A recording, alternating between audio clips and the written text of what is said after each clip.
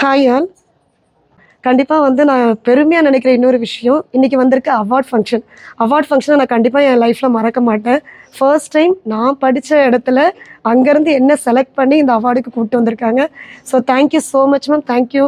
நான் team education எப்படி வந்தேன் அப்படின்னு பார்த்தீங்கன்னா, ஜஸ்ட்டு ஒரு ஒர்க் போயிட்டு வெளியே வந்துட்டு, சரி நம்ம ஏதாவது ஒன்று படிக்கலாம் அப்படின்னு வந்தப்போ தான் மாண்டெசரி எஜுகேஷன் பற்றி கொஞ்சம் சர்ச் பண்ணும்போது இல்லை கடைசியில் மேம் கிட்ட ஒரு நாள் பேசினேன்.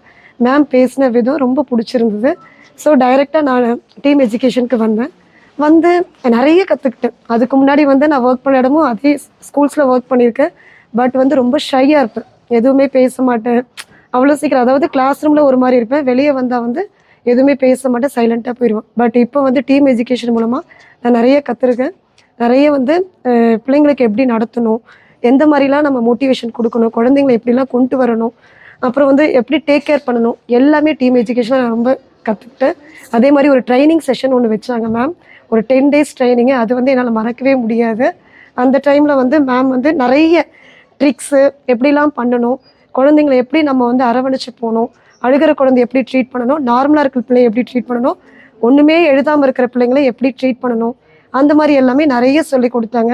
அதுக்கு மேம்க்கு ரொம்ப தேங்க்ஸ். சொல்லணும்னா என் ஹஸ்பண்டை கண்டிப்பாக இந்த இடத்துல நான் சொல்லி ஆகணும். என்னோடய ஹஸ்பண்ட் தான் என்னோடய பேக் போன். அவங்க தான் என்னை வந்து ஒரு ட்ரைனிங்மாக படிக்க வச்சுட்டு வந்தாங்க.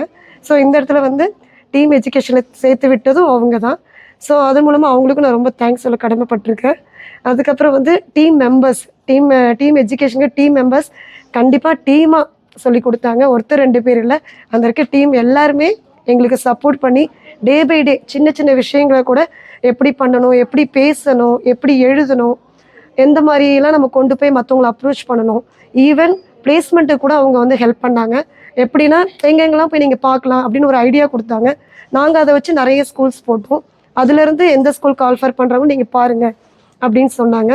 ஸோ அங்கே போய் பண்ணும்போது லாஸ்ட்டாக கடைசியில் எனக்கு Neelan matriculation higher secondary school Guduvanchery, அந்த ஸ்கூலில் நான் பிளேஸ்மெண்ட் ஆகி 5 years. ஸோ அங்கே வந்து நல்ல ஒரு டீச்சராக இன்றைக்கி வந்து நான் பெருமையாக வந்து அதை நான் ரொம்ப ஃபீல் பண்ணுறேன் மேமோட அப்ரோச்னால. So thanks ma'am.